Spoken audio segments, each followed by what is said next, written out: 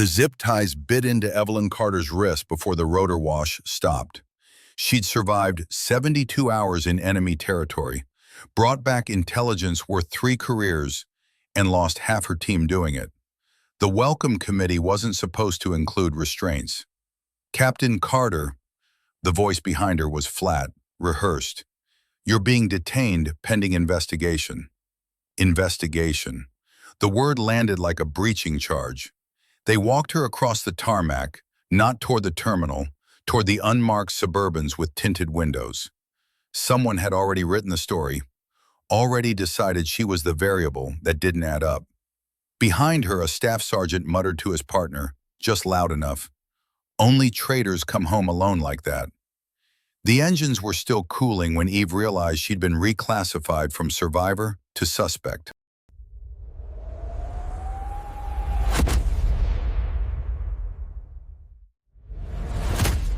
The C-17's cargo ramp had closed behind her 6 minutes ago.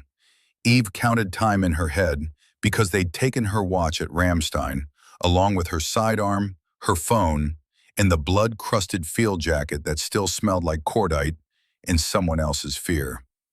The Suburban's interior was clinical. No radio chatter, no GPS visible on the dash. The driver's name tape read Morrison, but he drove like a man who'd been ordered not to exist.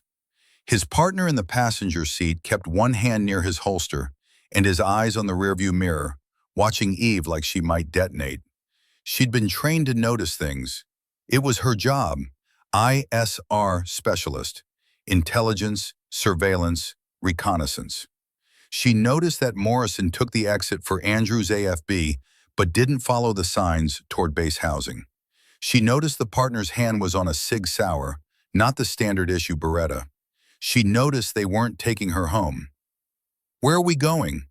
Her voice felt foreign.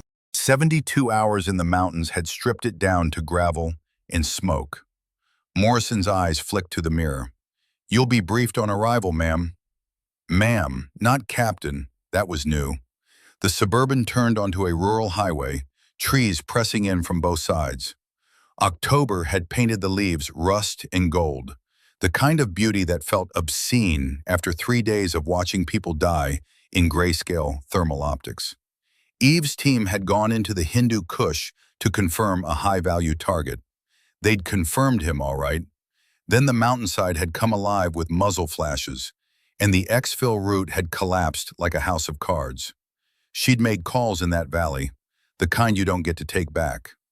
"Captain," the partner spoke without turning around, "you're going to want to cooperate with the debrief.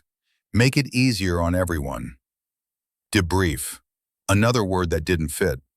Debriefs happened in conference rooms with coffee and PowerPoint slides. They didn't happen in zip ties. "Am I under arrest?" "No, ma'am. You're being secured." Secured. Detained. Investigated. The euphemisms were piling up like sandbags before a firefight. The Suburban slowed, turned onto a gravel access road that didn't appear on any map Eve had memorized. Morrison stopped at a gate that looked agricultural, rusted cattle guard, weathered fence posts, but the camera housing above the crossbar was fresh. Military-grade optics in a farmland disguise. The gate rolled open without Morrison touching a radio. They descended. The road dropped into a gully, then a tunnel entrance concealed by a false hillside. Concrete walls replaced autumn leaves. Fluorescent lights every 10 meters, the kind that hummed in a frequency designed to keep people awake and uncomfortable. Eve's internal compass spun as they spiraled downward. 100 feet, maybe more. When the Suburban finally stopped, they were in a parking garage that had never seen civilian vehicles. Everything was government beige and numbered stalls. Morrison killed the engine. "Out!" The partner opened her door. Eve stepped into air that smelled like recycled oxygen and old concrete. Somewhere above them, Virginia farmland pretended this place didn't exist. A woman in a charcoal pantsuit waited near the elevator bay. No name tag, no rank insignia, just a laminated badge on a lanyard that Eve couldn't read from this distance. "Captain Carter." The woman's voice was the kind of neutral that took years of practice. "I'm here to escort you to your quarters." Quarters, not cell, not holding area. The word choice was deliberate, like everything else. Eve's zip ties came off. Her wrists were raw, red bands where the plastic had sawed through the top layer of skin during turbulence over the Atlantic. No one offered her a med kit. The elevator descended another 3 levels. Eve's ears popped. The woman in the pantsuit studied the floor indicator like it held the secrets of the universe. "How long?" Eve asked. "That depends on you." The doors opened onto a corridor that could have been any military facility. Linoleum tiles, cinder block walls, doors with wire-reinforced windows. But the details were wrong. No unit insignias, no motivational posters, no people, just cameras. One every 20 feet, the lenses tracking Eve's movement like patient predators. "This way." They stopped at door 17. The woman swiped her badge, and the lock clicked open with a sound like a rifle bolt sliding home.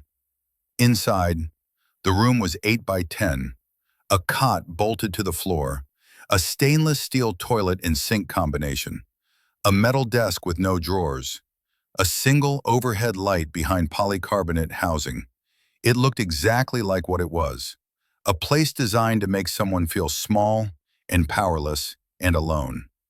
"Someone will collect you for debriefing at 0600. The woman's hand was already on the door. "Get some rest, Captain." The door closed. The lock engaged. Eve stood in the center of the room and did the math. She'd been wheels up from Afghanistan for 18 hours. She'd spent 6 hours in Germany being photographed, fingerprinted, and swabbed for DNA like a crime scene. And now she was 3 levels underground in a facility that didn't officially exist, being told to rest before a debriefing that felt more like an interrogation. She sat on the cot. The frame groaned. Her hands were shaking, not from fear, from the adrenaline finally draining out after 72 hours of survival mode. Her body was catching up to what her mind had already processed in the Suburban. She wasn't being protected. She was being contained. Eve lay back and stared at the ceiling. The light buzzed, a mechanical wasp trapped behind plastic. She closed her eyes and saw the mountains again, heard the radio call she'd made when the exfil bird took fire, felt the weight of the decision to leave 2 men behind because staying would have killed everyone. She'd made the right call, the only call. So why did it feel like she was already being punished for it? Eve didn't sleep. Sleep required trust, and trust required knowing where you were. By 600, she'd counted 4 guard rotations in the hallway, mapped the camera coverage in her cell, and estimated the facility's depth based on air pressure and the faint vibration of circulation fans. Somewhere between 120 and 150 feet underground, deep enough that cell signals wouldn't penetrate, deep enough that screaming wouldn't matter. The door opened without warning. 2 men in civilian clothes, both with the flat expressions of people who'd been doing this job too long. One carried flex cuffs. The other carried nothing, which meant he was the dangerous one. "Hands!" Eve stood, extended her wrists. The cuffs went on looser this time. Someone had read a manual about preventing ligature marks. They walked her down the corridor, past more numbered doors, all closed. The facility was a maze of right angles in fluorescent sameness. They stopped at a door marked Conference B. Inside was a table, 4 chairs, and a woman in a navy dress uniform. Commander's eagles on her collar. No name tape. She gestured to the chair opposite her. "Sit." Eve sat. The 2 escorts took positions by the door, hands clasped in front of them like funeral directors. The commander opened a folder.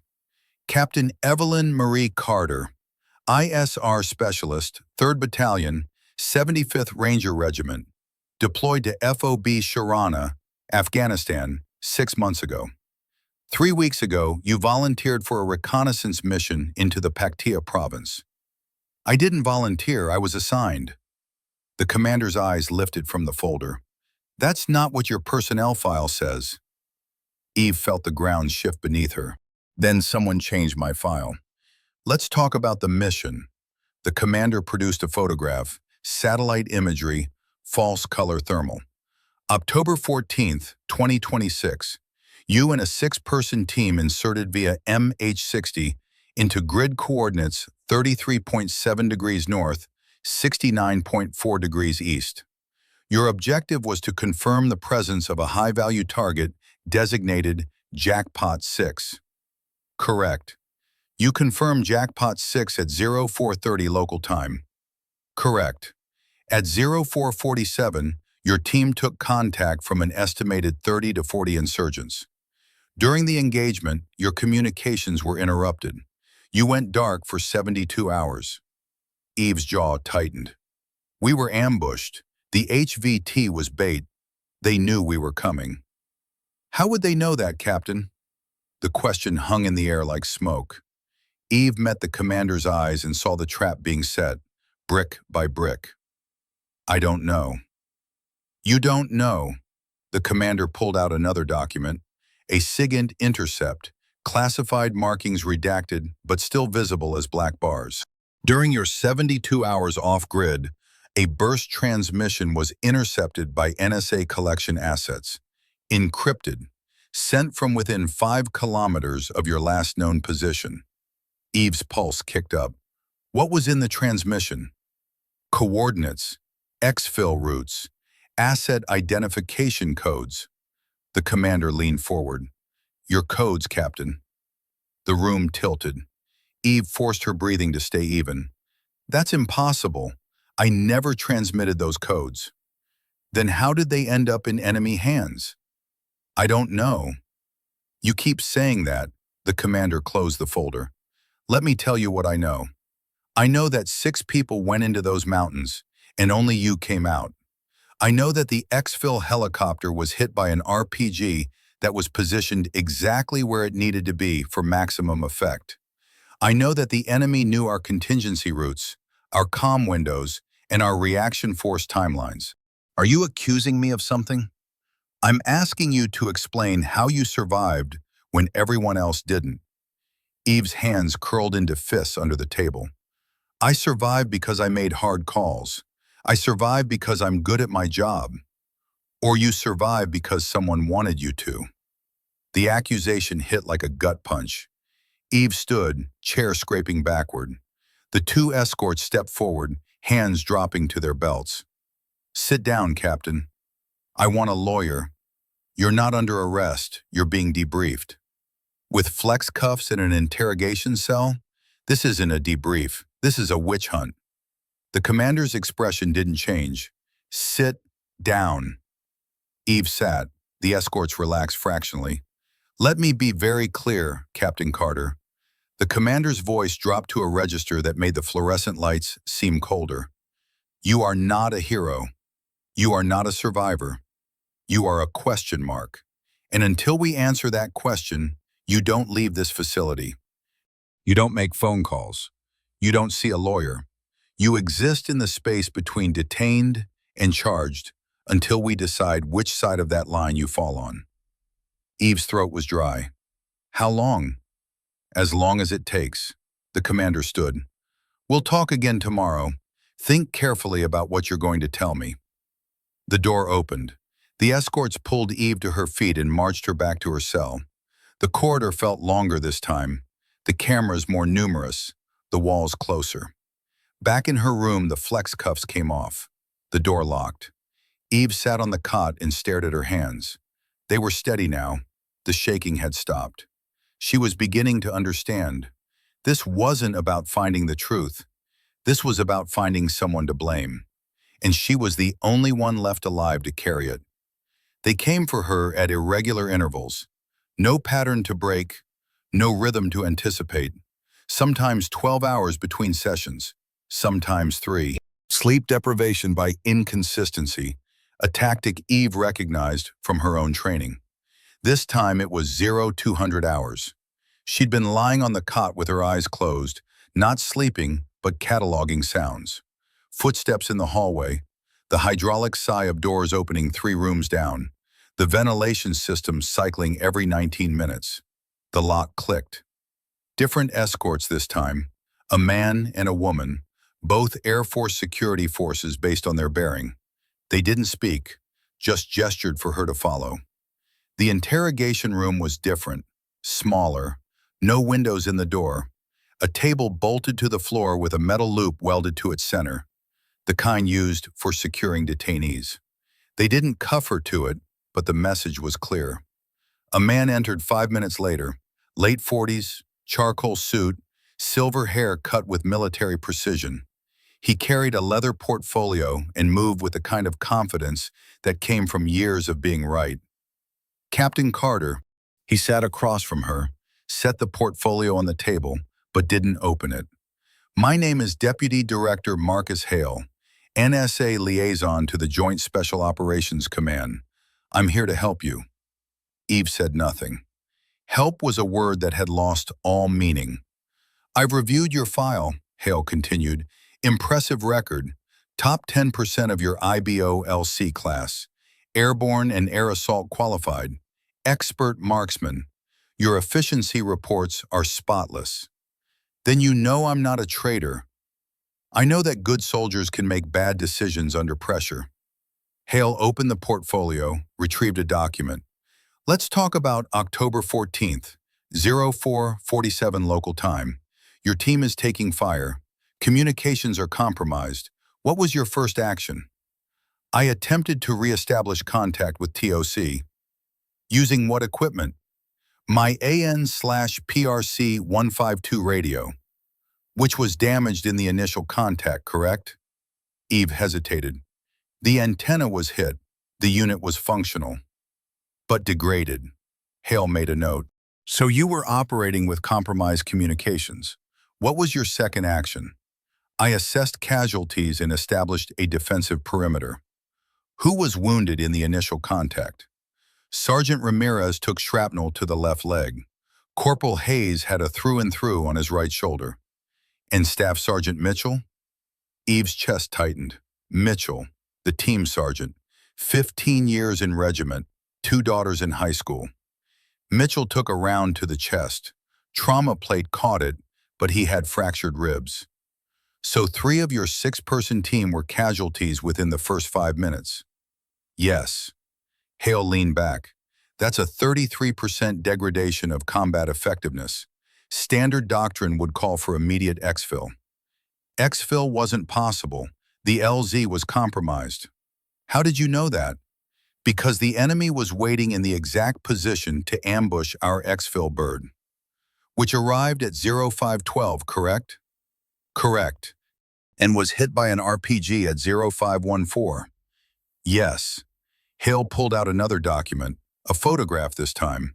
Thermal imagery of a helicopter, rotors frozen mid-spin, a white bloom where the tail boom used to be. Eve had seen that image every time she closed her eyes for the past 2 weeks.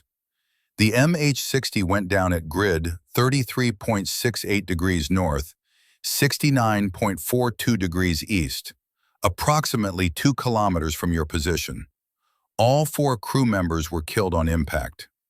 Eve's hands were trembling again. She pressed them flat against the table. Captain, how did the enemy know exactly where that helicopter would be? I don't know. You called in the exfil request at 0509. 3 minutes later, the helicopter arrived. 3 minutes after that, it was destroyed. Hale's voice was gentle now, almost kind. That's a very narrow window, the kind of window that requires precise intelligence. Are you saying I gave them that intelligence? I'm saying someone did. Hale produced another photograph, a map with red circles marking positions. After the helicopter went down, your team attempted to move to an alternate exfil point here at grid 33.71 degrees north, 69.39 degrees east. But the enemy was already there, waiting.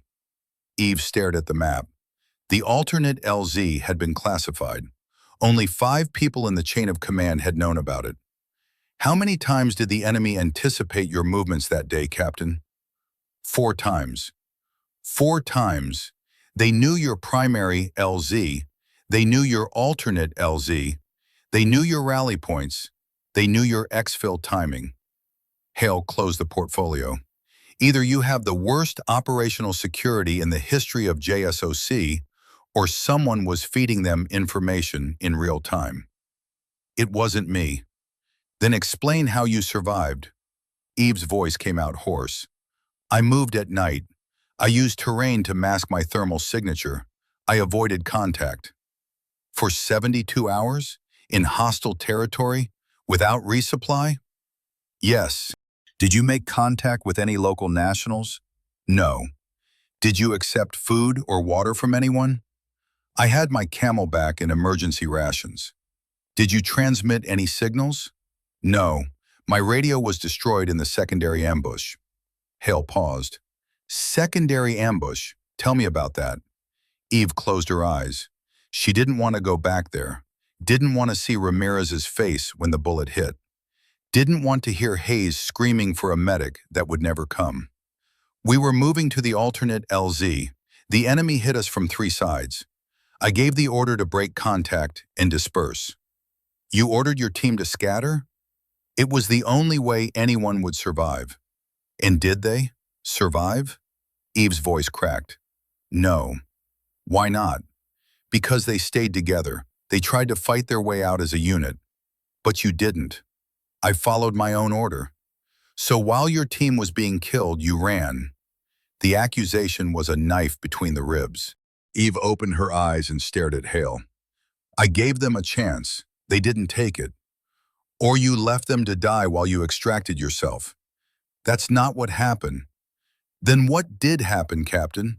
Because from where I sit, the only person who made it home was the one who knew exactly where not to be. Eve stood, chair clattering backward. I didn't betray my team. Then who did? The question echoed in the small room.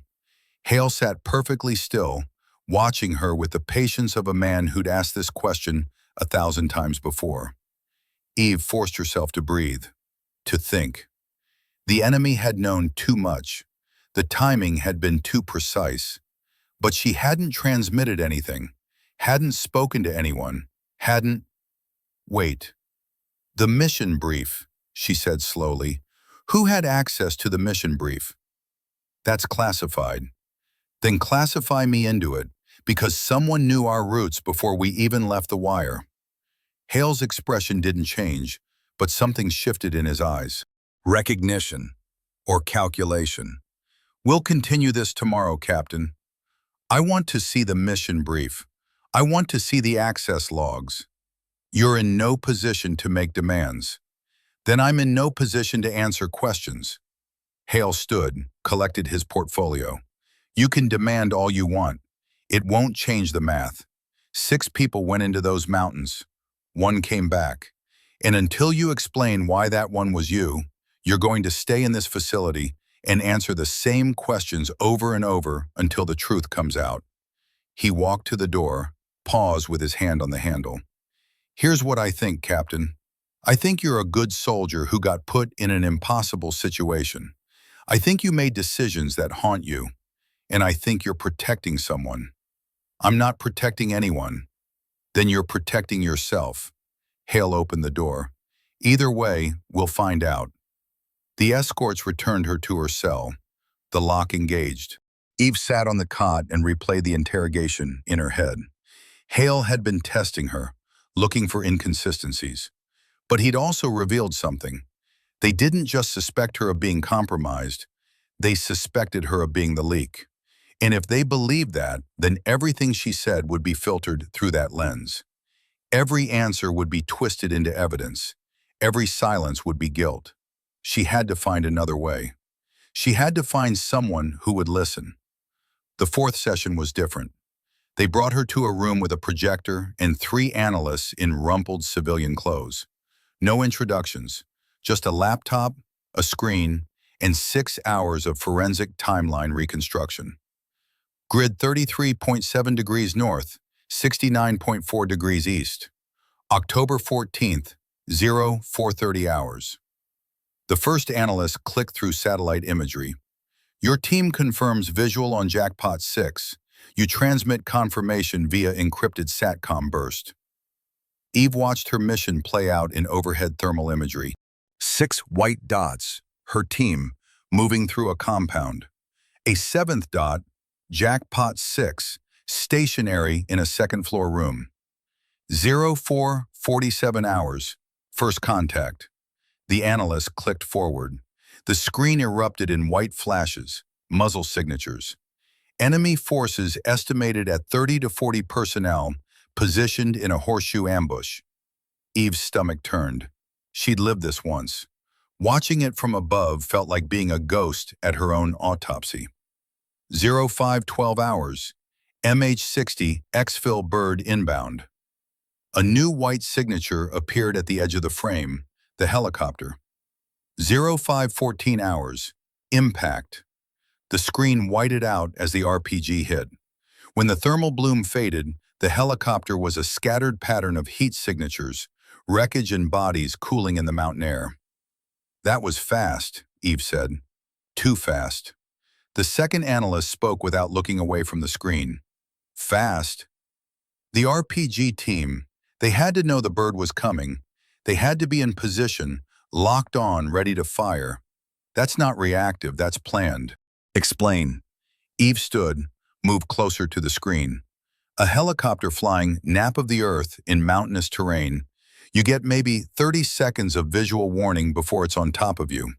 An RPG operator needs 10 seconds to acquire, track, and fire. That leaves 20 seconds of margin. Your point? They didn't have 20 seconds. Watch the timeline. Eve pointed at the timestamp. The bird crossed the ridgeline here at 05:13:47. Impact at 05:14:02. That's 15 seconds. Impossible unless they knew exactly where to aim before the bird appeared. The third analyst made a note. So you're saying they had advanced knowledge of the helicopter's approach vector? I'm saying they had the exfil plan. The first analyst clicked to a new image, a map with overlapping circles. After the crash, your team attempted to move to alternate LZ Bravo, but enemy forces were already moving to intercept. Here, here, and here. Eve studied the map. The enemy had moved in a coordinated pattern, cutting off every escape route. Not hunting, herding. They were driving us, she said quietly. Where? Into a kill zone. Here. Eve pointed to a narrow valley between two ridgelines. We would have walked right into it. But you didn't. No, I changed course. Why? Because it felt wrong. The terrain was too perfect for an ambush. The second analyst looked up. You changed course based on intuition? Based on 20 months of operating in this terrain, based on knowing how insurgents think. Did you communicate this decision to your team? Eve hesitated. No, my radio was damaged. So you just turned a different direction? Yes. And your team didn't follow? They maintained course to the alternate LZ, standard procedure when comms are down, stick to the plan. But you didn't stick to the plan. I adapted to the situation. The first analyst clicked to a new image. This one was different. A split screen showing two thermal tracks. One group of 5 signatures moving toward the valley. One signature, Eve, moving perpendicular. This is where you separated from your team. 05:47 hours. They went northeast, you went northwest. Eve watched her thermal signature peel away from the others. On screen, it looked like abandonment, like cowardice. I was trying to flank the enemy position. Alone? With no comms and no support? It was the best tactical option. Or it was self-preservation. Eve's hands clenched. I was trying to save them. By leaving them. By creating a diversion. The second analyst pulled up another image, a timeline with red X marks. At 06:12 hours, we lost contact with Sergeant Ramirez. At 06:18, Corporal Hayes. At 06:25, Staff Sergeant Mitchell. Specialist Torres and Private First Class Donovan held out until 0703. Each timestamp was a knife. Eve had heard some of those deaths over the radio before her unit finally died. Ramirez calling for medevac. Hayes screaming. Mitchell's last transmission. If anyone's listening, we're combat ineffective, then static. Where were you at 0612, Captain? Eve's voice was hollow. Moving through a wadi, trying to get above the enemy position. Did you succeed? No, there were too many of them. So you withdrew. I evaded. For 72 hours. Yes. The third analyst spoke for the first time. Captain Carter, we've analyzed every minute of satellite coverage from those 72 hours. Do you know what we found? Eve said nothing. Gaps. The analyst pulled up a new image, a map with grayed out sections. Here, here, and here. Periods where cloud cover or terrain shadowing prevented overhead surveillance. Periods where you could have done anything, gone anywhere without us seeing. What are you implying? I'm not implying anything, I'm stating a fact. For 6 hours on October 15th, we have no idea where you were or what you were doing. Eve felt the walls closing in. I was evading, moving at night, hiding during the day, in the exact areas where we couldn't see you. That's not by design, that's survival. Or it's tradecraft. The word hung in the air like a grenade with the pin pulled. Tradecraft. The skill set of spies, of assets, of people who knew how to move through gaps in surveillance. You think I'm trained by someone else. We think you survived in a way that defies probability. We think you made decisions that separated you from your team at exactly the right moments. And we think there are hours of your movements that you haven't, or won't, account for. The first analyst closed the laptop. We're going to give you time to think, Captain. When we come back, we're going to ask you about those 6 hours. And we're going to keep asking until we get answers that make sense. They left her in the room with the projector still humming. The last image on the screen was her thermal signature, alone in the mountains, a single white dot in an ocean of black. Eve stared at it and felt something crack inside her chest. They weren't looking for the truth. They were building a narrative, and she was the villain. The door opened at hour 7. Eve had been staring at the blank projector screen, her mind running through every decision she'd made in those mountains. Every turn, every choice, trying to find the moment where she'd done something that looked like betrayal. She couldn't find it. But she was beginning to understand that it didn't matter. The man who entered wasn't an analyst or an interrogator. He was older, early 60s, gray hair cut high and tight, shoulders that still carried military posture despite the civilian clothes. He moved with the careful economy of someone who'd spent decades learning not to waste motion. He sat across from her without preamble. Captain Carter, my name is James Walker, Colonel, retired, Defense Intelligence Agency. Eve studied him. No portfolio, no laptop, just weathered hands folded on the table and eyes that had seen things most people couldn't imagine. Am I supposed to know you? No, but I knew your father. The room tilted. Eve's father had been KIA when she was 12. A mission in Mogadishu that went bad, details still classified. She'd built her career chasing his shadow, trying to understand what had made him choose this life. You're lying. Captain William Carter, Delta Force, 1st SFODD. We deployed together in '93. Mogadishu, October 3rd and 4th. Walker's voice was steady, matter of fact. He pulled me out of a crashed helicopter, took a bullet in the process, died 3 hours later because we couldn't get medevac. Eve's throat closed. Her mother had never told her the details, just that he died doing his job, that he'd been brave. Why are you telling me this? Because he was my friend, because I trained him, and because I need to know if his daughter is cut from the same cloth, or if something broke along the way. Eve's hands curled into fists. You think I'm broken. I think you're sitting in an interrogation facility being accused of treason, And I think you're the only person who knows if that accusation has merit. It doesn't. Then convince me. Eve laughed, a bitter sound. Why? You're already convinced I'm guilty. Everyone here is. Walker shook his head. I'm not convinced of anything. I'm here because your file landed on my desk with a red flag, and when I dug into it, I found something that doesn't add up. What? Walker pulled a single sheet of paper from his jacket pocket. Not a classified document, just a printout, black text on white. This is a SIGINT intercept log, encrypted burst transmission, intercepted by NSA collection at 0441 hours on October 14th.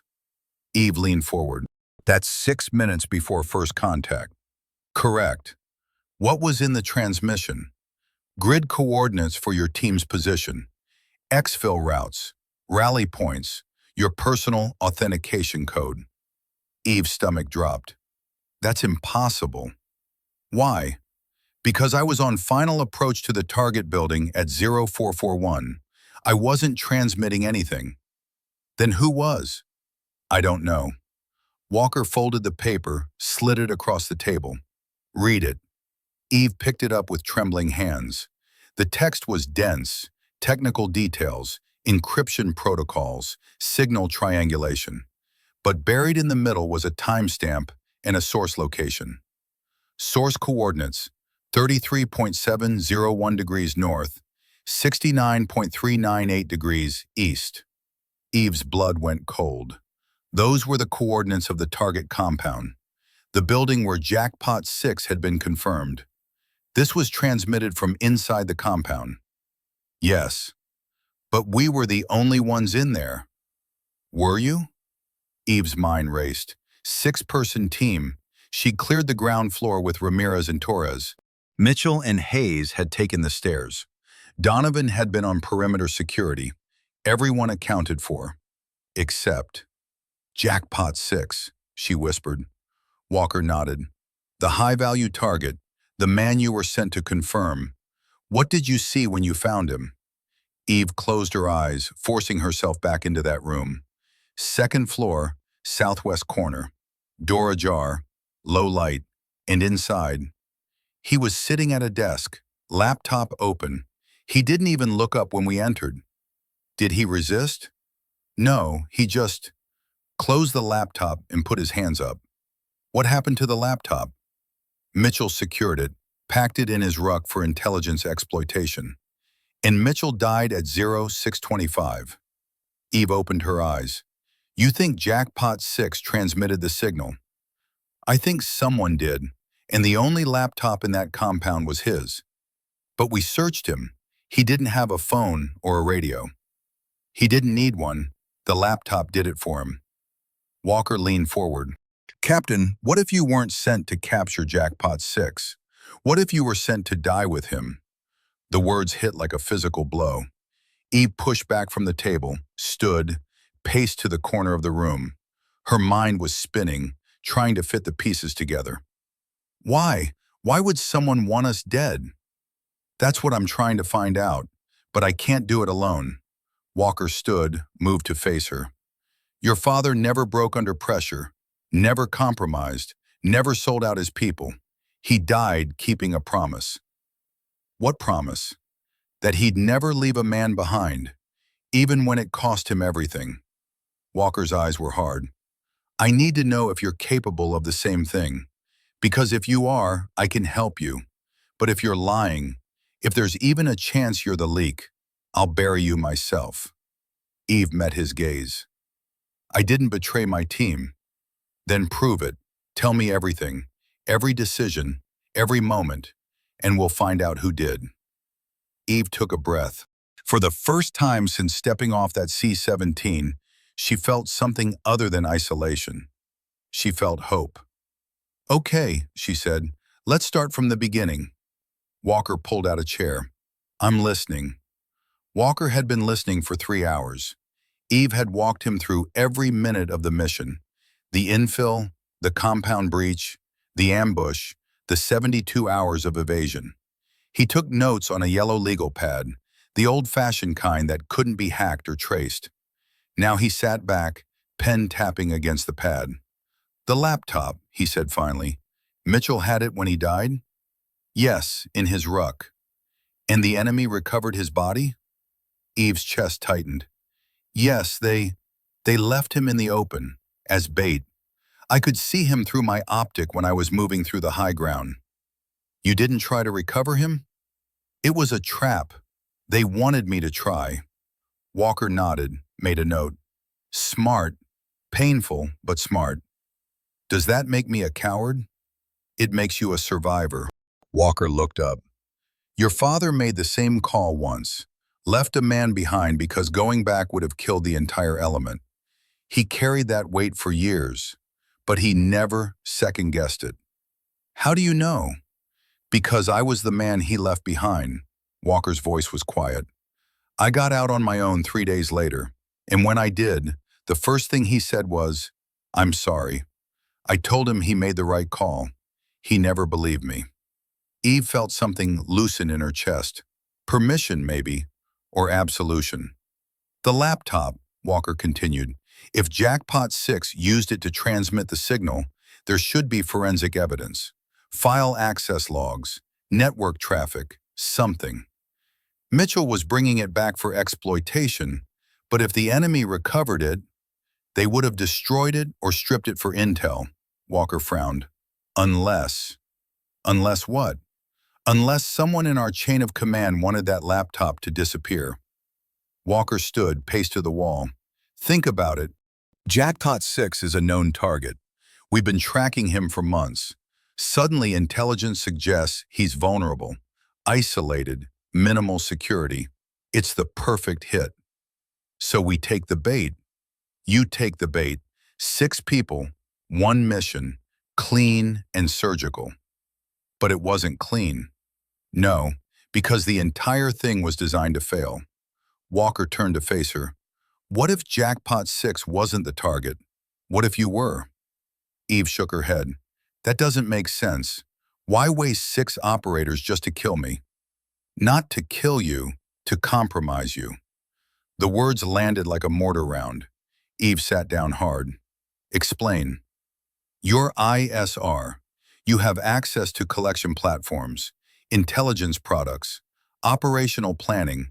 If someone wanted to insert a mole into the system, they'd need someone with your clearances and your access." "But I'm not a mole." "I know, but if the mission fails and you're the only survivor, what happens?" Eve's voice was hollow. "I get questioned, investigated, detained, isolated, cut off from support."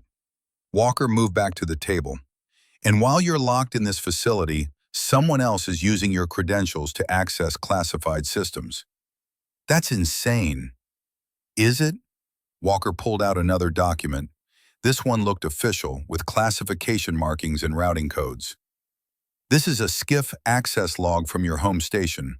3 days ago, someone logged into the intelligence network using your credentials." Eve grabbed the paper. The timestamp was clear. October 20th, 13:47 hours. She'd been in detention at that time, 3 levels underground, with no computer access. "How is this possible?" "Someone cloned your credentials, probably during your initial debrief at Ramstein. They took your CAC card, imaged it, and created a duplicate." "Why?" "Because you're the perfect cover. While everyone's focused on whether you're a traitor, the real leak is operating with impunity."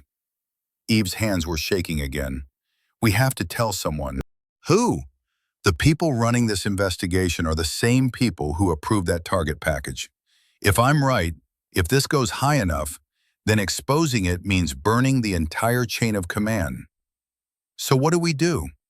Walker sat down, met her eyes. "We find proof, real proof. Something so undeniable that they can't bury it." "How?" "By finding out who authorized the mission, who selected the target, who had access to your operational plans before you even left the wire." Walker paused. "And by figuring out what Jackpot 6 really was." "You think he wasn't an insurgent?"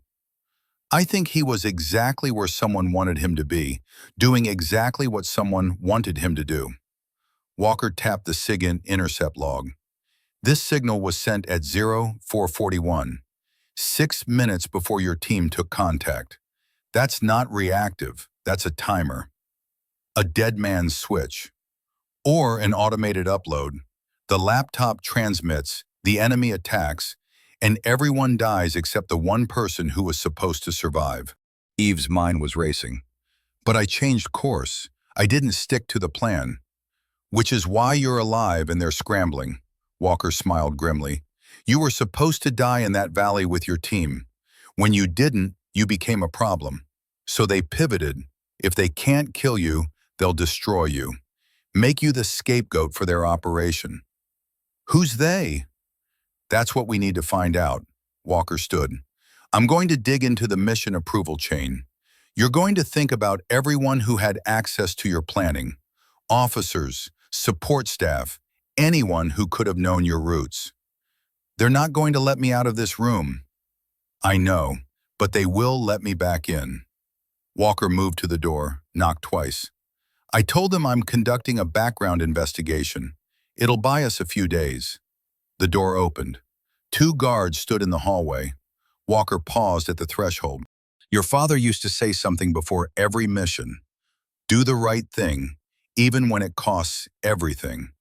I never understood it until Mogadishu. What happened in Mogadishu? He did the right thing.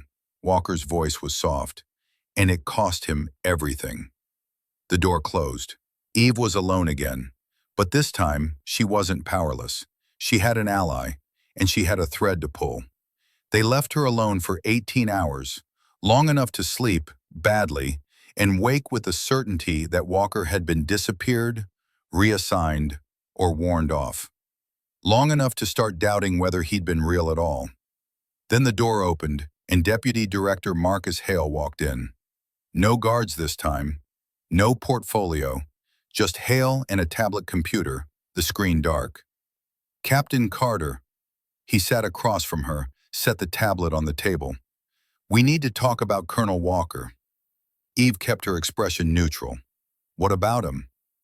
He came to see you yesterday, spent 3 hours conducting what he called a background investigation. Hale's tone was conversational, almost friendly. Do you know what I find interesting? I'm sure you'll tell me. Colonel Walker retired from DIA 7 years ago.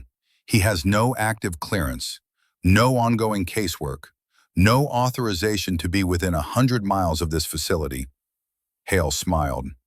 Yet somehow he talked his way past security, accessed your detention log, and spent 3 hours alone with you. Eve said nothing. He's good, I'll give him that. Credentials looked authentic. Story held together under initial scrutiny. Hale leaned forward. But we do our homework, Captain. And when we dug into Colonel Walker's recent activities, we found something troubling. He activated the tablet. The screen showed a financial transaction log, bank transfers, dates, amounts. 3 weeks ago, Colonel Walker received a wire transfer of $50,000 from an offshore account registered in the Cayman Islands. 2 weeks ago, another $50,000. Last week, $75,000. Eve's stomach turned. You're saying he's bought. I'm saying he's compromised. And I'm saying that his sudden interest in your case, showing up here, spinning stories about your father, suggesting conspiracy theories, is part of a pattern. What pattern? Hale swiped to a new screen. This one showed surveillance footage. Walker entering a building, timestamp visible in the corner. This is Colonel Walker entering a known safe house used by foreign intelligence services. The same safe house that Jackpot 6 operated from 3 months ago. Eve's world tilted. That's impossible. Is it? Hale's voice was gentle now, almost pitying. Captain, I think you're a victim here. I think Colonel Walker targeted you specifically because of your connection to your father. He played on your emotions, your isolation, your desperation for someone to believe you. He showed me evidence, the SIGINT intercept, the timing. He showed you documents that we're now verifying, documents that may have been altered or fabricated. Why would he do that? Because you have something he wants. Hale swiped again. A new image appeared, Eve's personnel file, her security clearances highlighted. You have access to some of the most sensitive intelligence collection platforms in the military. If Walker can convince you to trust him, he can leverage that access. I haven't given him anything. Not yet, but that's his play. Gain your confidence, offer to help you. Then when you're desperate enough, ask for one small favor. Access to a system, a file, a password. Hale closed the tablet. And just like that, you become exactly what we suspected, a compromised asset. Eve felt the walls closing in again. Everything Walker had said made sense. But everything Hale was showing her made sense too. One of them was lying, and she had no way to know which. I want to see Walker's financials myself. I want to verify those transactions. That's not possible. Why not? Because you're not an investigator, Captain. You're a suspect. Hale stood. Here's what's going to happen. We're going to locate Colonel Walker and bring him in for questioning. We're going to analyze every document he showed you, and we're going to determine if he's been running you as an asset. And what about me? That depends on you. Hale moved to the door. If you cooperate, if you tell us everything Walker said, everything he asked for, we can make a case that you were manipulated, that you're a victim, not a perpetrator. And if I don't cooperate? Hale paused, hand on the door. Then you go from suspect to co-conspirator. And instead of clearing your name, you spend the next 20 years in Leavenworth wondering if trusting the wrong person was worth it. He opened the door. Wait, Eve's voice was strained. The signal, the one sent before the ambush. Walker said it came from the target compound. Colonel Walker said a lot of things, most of them designed to make you doubt the investigation. But what if he's right? What if Jackpot 6 transmitted our position before we even made contact? Hale turned back. Captain, Jackpot 6 was killed in the ambush. His body was recovered by Afghan National Army 2 days later. We have DNA confirmation. What about the laptop? What laptop? The one Mitchell secured, the one we were bringing back for exploitation. Hale's expression didn't change. According to the equipment recovery log, no laptop was found on Staff Sergeant Mitchell's body. That's wrong. I saw him pack it. Perhaps you were mistaken. Combat situations are chaotic. Memories are unreliable. I'm not mistaken. There was a laptop. Then it's missing, probably destroyed in the firefight or scavenged by locals. Hale's voice took on an edge. This is what Walker does, Captain. He plants seeds of doubt, makes you question documented facts, turns you against the people trying to help you. Or he's the only one telling me the truth. Hale sighed. I've seen this before. Good soldiers, loyal operators who get turned because someone knew exactly what buttons to push. Your father, your guilt, your isolation. He shook his head. Don't let Walker make you into something you're not. What if I already am? The question hung in the air. Hale studied her for a long moment. There are two explanations for what happened in those mountains, Captain. Either you're a traitor who sold out her team, he paused at the door, or you're so compromised you don't even realize it. Either way, you're not leaving this facility until we know which. The door closed, the lock engaged. Eve sat in the silence and tried to think. Walker had evidence, but Hale had evidence too. One of them was manipulating her. But which one? And more importantly, did it matter? Because whether she'd been turned, framed, or was simply the unluckiest operator in JSOC history, the result was the same. She was alone. She was suspected. And somewhere above her, people were deciding her fate based on incomplete information and political calculations that had nothing to do with the truth. Eve lay back on the cot and stared at the ceiling. A staff sergeant's voice echoed in her memory, spoken on a tarmac 2 weeks ago. Only traitors come home alone like that. Maybe they were right. Not because she'd betrayed anyone, but because survival itself had become the evidence of guilt. Eve lost track of time in the cell. No windows, no clock. Just the rhythm of meals delivered through a slot in the door, 3 times in what she assumed was a day. The fluorescent light never dimmed. She started counting heartbeats between guard rotations. Estimated 18 hours since Hale had left. The isolation was designed to break her down, make her doubt everything Walker had told her. It was working. She replayed the conversation in her head. Walker's evidence had felt solid. The SIGINT intercept, the timing, the missing laptop. But Hale's counter-evidence was equally convincing. The financial transactions, the surveillance footage, the missing clearances. One of them was lying. Eve sat on the cot and forced herself to think like an analyst. Strip away emotion. Look at the data. Walker had shown her documents, but she'd never verified them independently. For all she knew, they were fabricated, sophisticated forgeries designed to gain her trust. Hale had shown her documents too, financial records, surveillance footage, but she'd never seen the source data, just images on a tablet that could have been doctored. Both men claimed to have her best interests at heart. Both men needed her to trust them completely, and trusting the wrong one would destroy her. The door opened. Different guards this time, Army MPs based on the branch tape. They carried flex cuffs and batons. On your feet, Captain. Where are we going? Medical evaluation. Eve stood slowly. Medical evaluation. That could mean anything from a routine physical to a polygraph to something worse. She'd heard stories about enhanced interrogation techniques, sensory deprivation, stress positions, chemical assistance. They walked her down corridors she hadn't seen before, deeper into the facility. The air grew colder, the lighting harsher.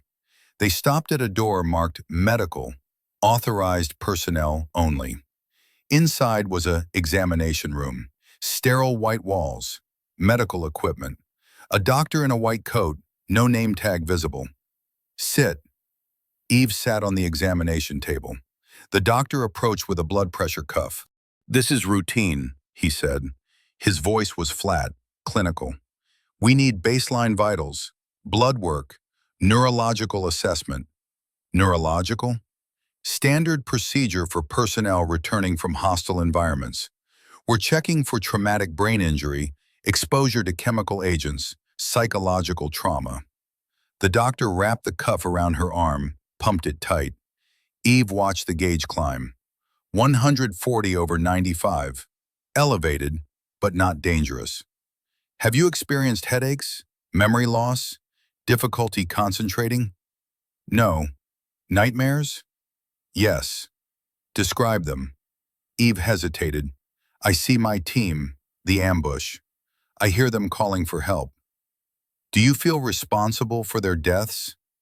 The question was a scalpel. Yes. Why? Because I'm the one who survived. The doctor made a note. Survivor's guilt is common, but it can also indicate deeper psychological issues, dissociation, identity fragmentation. In extreme cases, we see complete memory reconstruction, the brain creating false narratives to cope with trauma. Eve's blood went cold. Are you saying I'm imagining things? I'm saying your mind has been under extreme stress. It's possible that your memories of the mission are unreliable. My memories are fine. Captain, you were alone in hostile territory for 72 hours. No food, minimal water, constant fear of capture or death. The human brain does strange things under those conditions. The doctor pulled out a penlight, shined it in her eyes. Eve forced herself not to flinch. I'm going to ask you some questions. Answer honestly. Okay. Do you remember transmitting any signals during your 72 hours of evasion? No. Do you remember making contact with any local nationals? No. Do you remember anyone offering you assistance? No. The doctor clicked off the penlight. Interesting. What's interesting? Your answers are very certain. Most trauma survivors express doubt. I don't think so. Probably not. But you're absolutely sure. Because I know what happened. Or because you've constructed a narrative that feels true. The doctor stepped back. The mind is remarkably good at filling in gaps, Captain. When we can't remember something, we invent a memory that makes sense. And after a while, we can't tell the difference between what actually happened and what we believe happened. Eve's hands clenched. I know the difference. Do you? The doctor gestured to the guards. We're done here. They walked her back to her cell, the lock engaged. Eve sat on the cot and pressed her palms against her eyes. What if the doctor was right? What if her memories were compromised? She'd been exhausted, dehydrated, terrified. Maybe she'd imagined the laptop. Maybe Mitchell hadn't secured it at all. Maybe she was losing her mind. Walker sat in his car outside a diner in Arlington, watching rain streak down the windshield. His laptop was open on the passenger seat, display showing a directory of classified files he technically no longer had clearance to access. Technically being the operative word. 7 years of retirement hadn't erased his contacts. A few well-placed calls had gotten him temporary credentials, enough to poke around in databases without triggering alarms. Not enough to survive real scrutiny if anyone looked too closely. He was betting they wouldn't look. Not yet. He opened the file on Eve's father, Captain William Carter, 1st SFODD, KIA, October 3, 1993, Mogadishu, Somalia. The official report was clean, heroic sacrifice, Medal of Honor, posthumous, full military honors. But Walker had been there. He knew what the official report left out. Bill Carter had been investigating something in the weeks before Mogadishu. Something about equipment failures, weapons jamming, communications cutting out at critical moments. He'd suspected sabotage, maybe even a mole in the logistics chain. Then Mogadishu happened. Bill died. The investigation died with him. Walker had tried to pick up the thread afterward, but doors had closed. Files had disappeared. People he'd talked to got reassigned to Alaska or Diego Garcia, anywhere far from questions. Eventually, he'd let it go. Figured it was paranoia, combat stress, the chaos of a botched operation. Now he wasn't so sure. He pulled up another file, Operation Resolute Hunter, the mission that had sent Eve into the Hindu Kush. The file showed standard planning documents, intelligence summaries, target packages, risk assessments. But something was off. The target package for Jackpot 6 had been updated 3 times in the week before the mission. Each update had narrowed the window, shorter timelines, tighter parameters, less flexibility. Almost like someone was herding the team toward a specific outcome. Walker cross-referenced the approval signatures. Most were routine, S2, S3, battalion commander. But one signature appeared on all 3 updates. Deputy Director Marcus Hale, NSA liaison to JSOC. Hale again. Walker opened a new search. Hale's career history. 23 years with NSA. Started as a signals analyst, worked his way up through management. Decorated, respected, no obvious red flags. But Hale had been stationed at Fort Huachuca in 1993, the same year Bill Carter died, the same time frame when Bill had been investigating equipment failures. Coincidence? Walker didn't believe in coincidences. He dug deeper, found a program called SABLE WIRE, buried in black budget appropriations, obscured by 6 layers of classification. The program had started in 1991. Objective: autonomous asset development through behavioral conditioning. In plain English, creating sleeper agents. Walker's stomach turned. If SABLE WIRE was real, if someone had been running an operation to compromise U.S. military personnel, then Bill Carter's investigation would have been a direct threat, and Eve might be the next test subject. His phone buzzed. Unknown number. Walker. Colonel, this is Deputy Director Hale. We need to talk. Walker's blood went cold. About what? About your unauthorized visit to a detention facility. About your accessing classified systems without proper clearance. About your interference in an active investigation. Hale's voice was calm, almost pleasant. I'm willing to overlook these transgressions if you stop digging into things that don't concern you. And if I don't, then I'll have you arrested for espionage. Your pension will be revoked. Your security clearances permanently canceled, and you'll spend what's left of your life in a federal prison. Hale paused.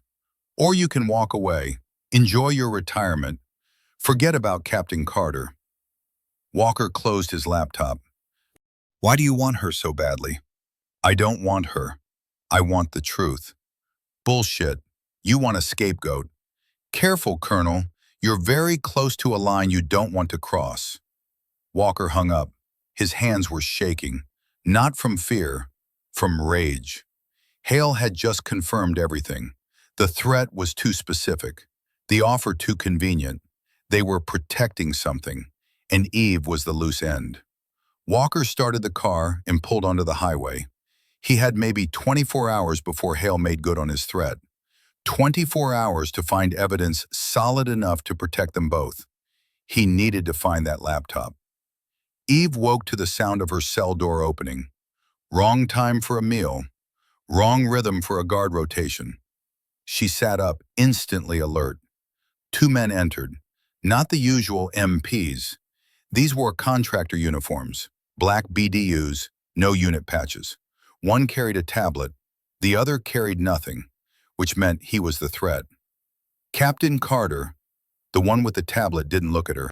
You're being transferred to a secondary facility for enhanced debriefing. Enhanced debriefing. Military speak for interrogation techniques that lived in legal gray areas. Eve stood slowly. On whose authority? That's classified. I want to see the transfer order. The man with the tablet finally looked up. His eyes were flat, dead. You're not in a position to make demands. The second man moved to her left, cutting off the angle to the door. Professional spacing.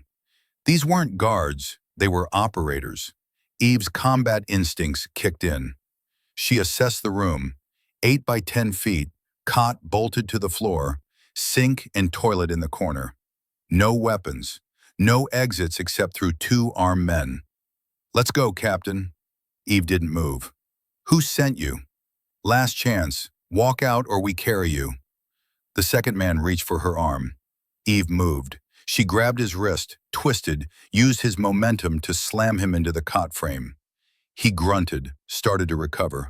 Eve drove her elbow into his temple. Not hard enough to kill, hard enough to stun. The first man dropped the tablet, reached for his sidearm. Eve was faster. She kicked the back of his knee, dropped him, grabbed for the weapon. Her fingers closed around the grip. A hand clamped over hers. The second man recovered faster than she'd expected. He was strong, trained, outweighed her by 60 pounds. They grappled. Eve fought dirty, knees, elbows, headbutts. But the space was too tight. He got behind her, arm around her throat, choking off her air. Eve's vision started to tunnel.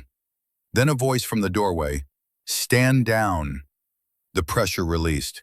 Eve collapsed, gasping. Deputy Director Hale stood in the doorway, 2 real MPs flanking him. His expression was unreadable. "Get out," he told the contractors. They left without a word. Hale crouched in front of Eve. "Are you hurt?" Eve coughed, tasted blood. Who were they? Contractors working outside their authorization.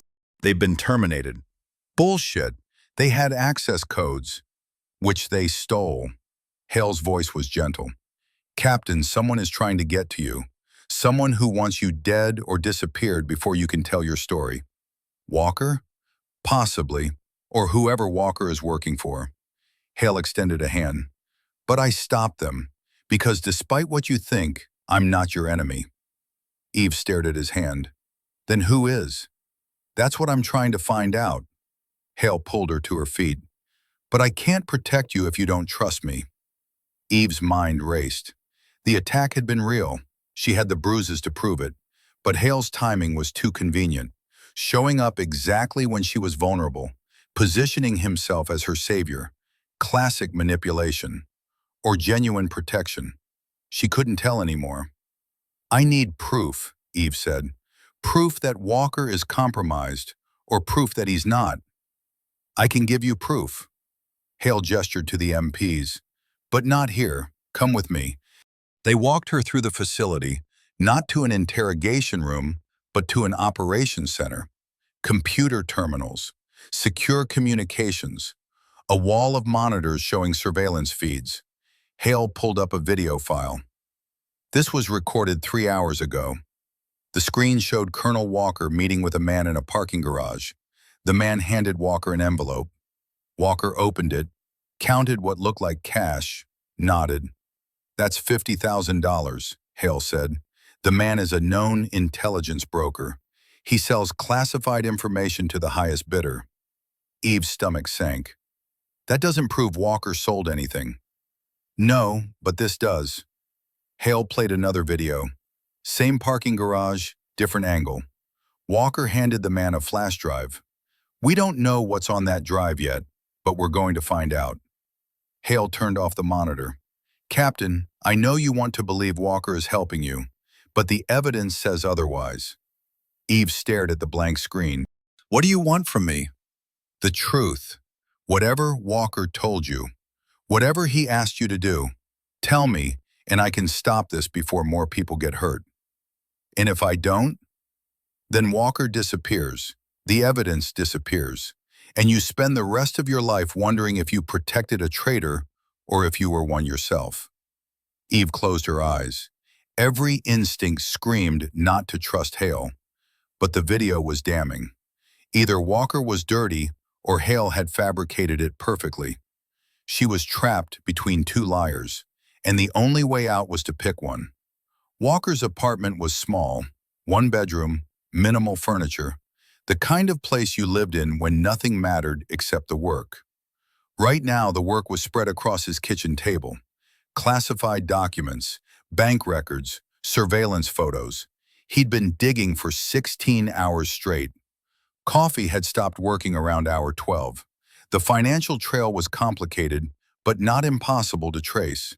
3 months ago, a series of shell companies had received large transfers from Department of Defense black budget accounts.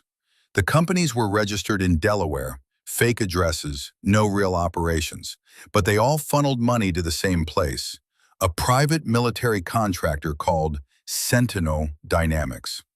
Walker pulled up Sentinel's corporate registration. CEO Marcus Hale. His hands stopped moving. Hale owned a PMC that was receiving DoD black budget funding. And that PMC was recruiting specialists for an undefined program called SABLE WIRE. Walker opened his secure email, found a message from a former DIA colleague. Subject line, "You were right. Jim, found something you need to see. SABLE WIRE isn't just behavioral conditioning. It's a blackmail operation. They compromise military personnel, plant evidence, create scandals, manufacture crises. Then they offer a way out. Work for Sentinel. Become a contractor. Keep your career intact. Once they're in, they're owned. Forced to run ops that benefit Sentinel's clients, not U.S. interests. Bill Carter found out about this in '93. He was going to blow the whistle. He died 2 days later. Watch your back. Walker's phone rang. He answered without looking at the caller ID. Colonel Walker, this is Captain Carter. His blood froze. Eve, how are you calling me? Hale gave me a phone, said I could contact you, prove whether you're helping me or using me. Her voice was strained. He showed me video of you taking money, meeting with an intelligence broker. Walker's mind raced. Eve, listen carefully. He says you sold classified information, that you're working for foreign intelligence. That's a lie. Then explain the video. I can't, not over this phone. Walker grabbed his keys. Where are you? Still in the facility, but Hale says if I cooperate, he'll let me talk to you in person. One last chance to tell my side. Walker's instincts screamed, trap. Don't trust him, Eve. He's the one running SABLE WIRE. He's the one who got your team killed. You have proof? I'm working on it. That's not good enough, her voice broke. I need to know who to trust. My father trusted you. Should I? The question hit like a punch. Your father was my friend. He died trying to expose the same program that's targeting you. I'm not going to let his daughter become another casualty. Silence on the line. Eve? Hale wants to meet. Tonight. Says he'll bring the evidence against you. Let me see everything. She took a breath. Will you come? Where? The facility. 2,200 hours. He promised safe passage. His promises are worthless. Maybe, but it's the only play I have left. Her voice hardened. If you're innocent, prove it. If you're not, I need to know. The line went dead. Walker sat in the silence of his apartment and calculated the odds. Hale controlled the facility, the security, the narrative. Walking into that meeting was suicide. But Eve was out of options. And if he didn't show, she'd believe Hale's lies. He opened his laptop, typed a final email to his DIA contact. If you don't hear from me by 2,400 hours, send everything to Senator Klein. All of it. Then he grabbed his jacket and headed for the door. Eve sat alone in her cell after the phone call. The fluorescent light hummed above her. Her hands wouldn't stop shaking. She'd just set a trap, either for Walker or for herself. The memories were fragmenting again. She tried to hold on to them, the mission, the ambush, the 72 hours, but they kept slipping through her fingers like water. Had there been a laptop? She'd seen Mitchell pack something, but what if it was just his radio? Combat memories were unreliable.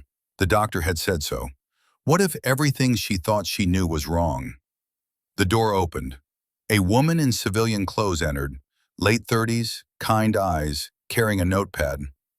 Captain Carter, I'm Dr. Sarah Chen. I'm a psychologist. I'm here to help. Eve didn't move from the cot. I don't need a psychologist. Deputy Director Hale thinks you might. He's concerned about your mental state. I'm fine. Are you? Dr. Chen sat in the chair by the desk. You've been through severe trauma, lost your entire team, spent 3 days alone in enemy territory. Now you're being accused of treason. That would break anyone. I'm not broken. No, but you're fracturing. Dr. Chen opened her notepad. I've reviewed your interrogation transcripts. Your answers are becoming less consistent, details changing, timelines shifting. Eve's chest tightened. I'm tired. You're more than tired. You're dissociating. Your mind is trying to protect you from memories that are too painful to process. My memories are fine. Then tell me what happened on October 15th, the day after the ambush. Where were you? Eve closed her eyes, reached for the memory. October 15th. She'd been moving through a wadi? Or was that October 16th? She'd hidden in a cave. No, a culvert. Or had that been later? I don't remember every detail. That's normal, but here's what concerns me. Dr. Chen leaned forward. In your first interrogation, you said you were alone for 72 hours. In your second, you mentioned hearing voices. In your third, you said you saw lights in the distance. I did see lights, but you didn't mention them initially. Why? Because they weren't important. Or because they didn't happen. Captain, when the mind experiences extreme trauma, it sometimes creates false memories to fill gaps. Lights could represent hope. Voices could represent the team you lost. Dr. Chen's voice was gentle. It's possible that some of what you remember isn't real. Eve opened her eyes. Are you saying I'm crazy? I'm saying you're human, and humans break under pressure. Dr. Chen wrote something in her notepad. I'm going to recommend continued psychological evaluation, daily sessions, medication to help with the anxiety. I don't need medication. You need help, Captain, before you hurt yourself or someone else." The words hung in the air. Eve realized what Dr. Chen was really saying. "You're unstable. Your testimony is unreliable. Anything you say can be dismissed as delusion." Another layer of protection for whoever was really responsible. "Get out," Eve said quietly.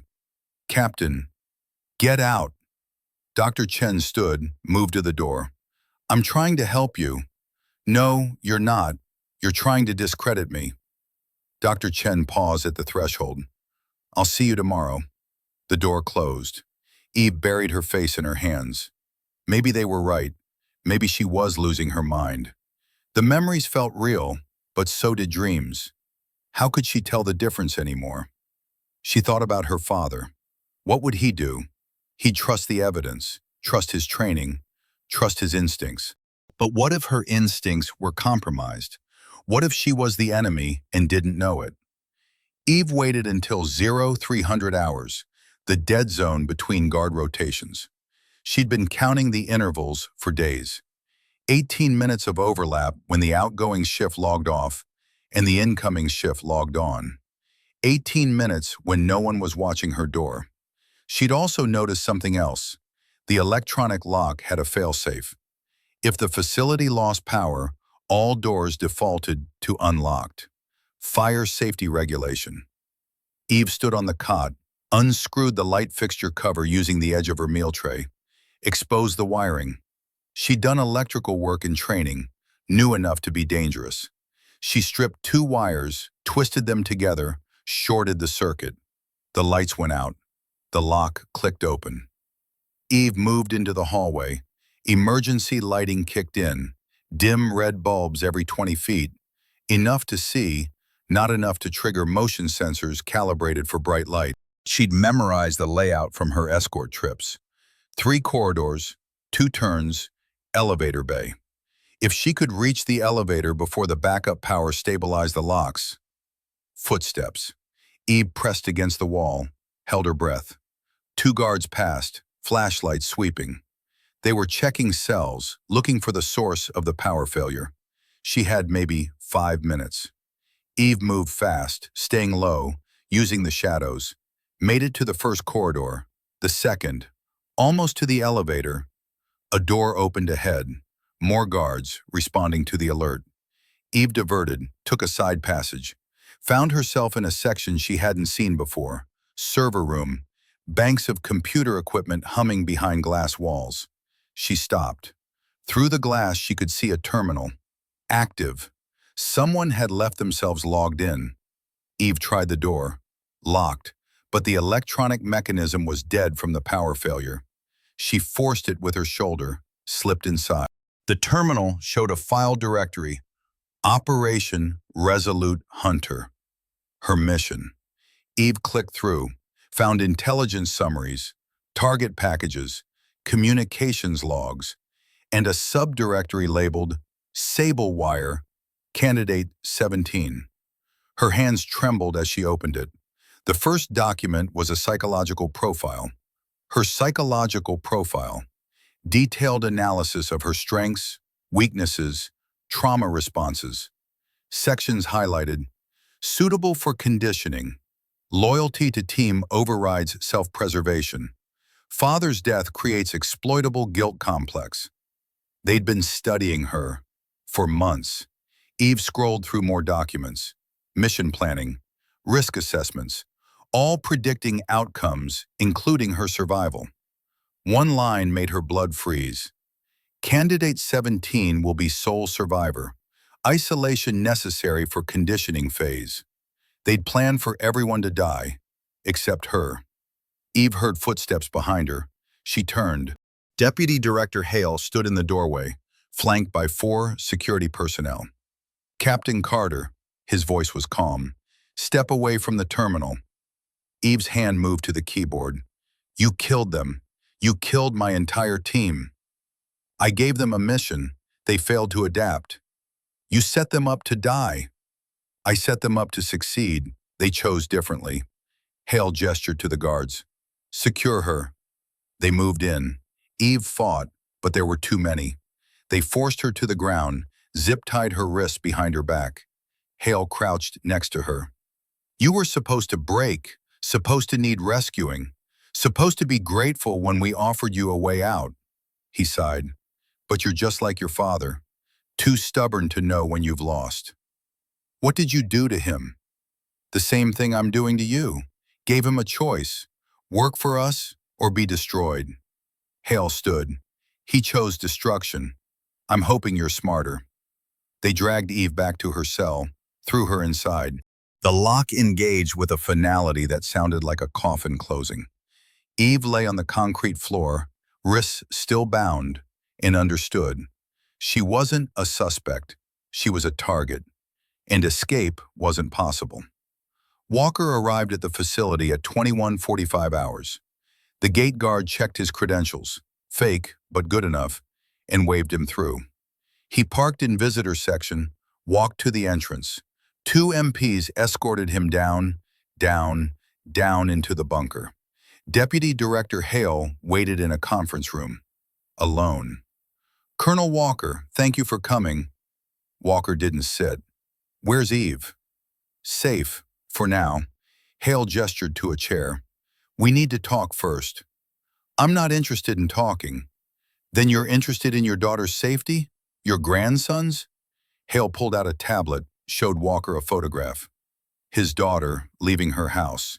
His grandson walking to school. "They're beautiful. It would be a shame if something happened to them."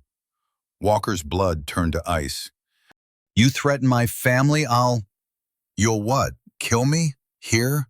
In a facility full of armed guards?" Hale set down the tablet. "Let's be realistic, Colonel. You came here to save Captain Carter, but you can't save her and protect your family. You have to choose." "That's not a choice." "No, it's a decision. The kind your friend Bill Carter faced 30 years ago." Hale leaned back. "Did you know he tried to expose SABLE WIRE? He'd collected evidence, was going to take it to congressional oversight. We offered him a deal. Walk away, keep his family safe, retire with honor. He refused." Walker's jaw clenched. "So you killed him." "We created circumstances where his death became inevitable. Mogadishu was convenient." Hale's expression didn't change. "His choice killed him, just like your choice will determine what happens to your daughter." "What do you want?" "I want you to walk away. Stop investigating. Stop helping Captain Carter. Disappear." Hale stood. "In exchange, your family stays safe. Your pension stays intact. You get to live out your retirement in peace." And Eve becomes what she was always meant to be, an asset or a scapegoat, depends on her choices. Walker's hands were shaking. "She's innocent. She's useful. That's all that matters." Hale moved to the door. "You have 24 hours to decide. Help her and your family pays the price. Walk away and everyone lives." "That's not a choice." "No," Hale agreed. "It's the same choice Bill Carter faced, and we both know how that ended." The door opened. The MPs returned. "Escort Colonel Walker out," Hale said. Then to Walker, "Choose wisely. Your friend didn't. Look where it got him." They walked Walker back to his car. He drove 3 miles before pulling over, hands gripping the wheel so hard his knuckles went white. Bill Carter had made the hard choice, put principle over family, and died for it. Walker thought about his daughter, his grandson, innocent people who had nothing to do with any of this. Then he thought about Eve, alone in that bunker, trapped in a system designed to destroy her. He reached for his phone, dialed his daughter. "Dad, it's late. Is everything okay?" Walker's voice cracked.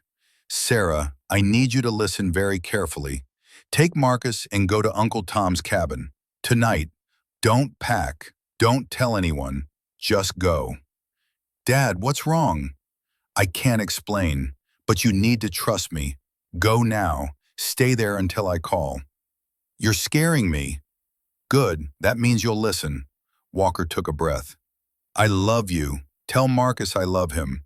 And if something happens to me, If you don't hear from me for more than 48 hours, call Senator Klein. Tell him to open the package I sent him. Dad, go, now. He hung up. Then he turned the car around and headed back to the facility. Hale had given him a choice. Walker was choosing defiance, just like Bill Carter had. And if it cost him everything, so be it. Eve woke to her cell door opening. Hale stood there, holding 2 cups of coffee.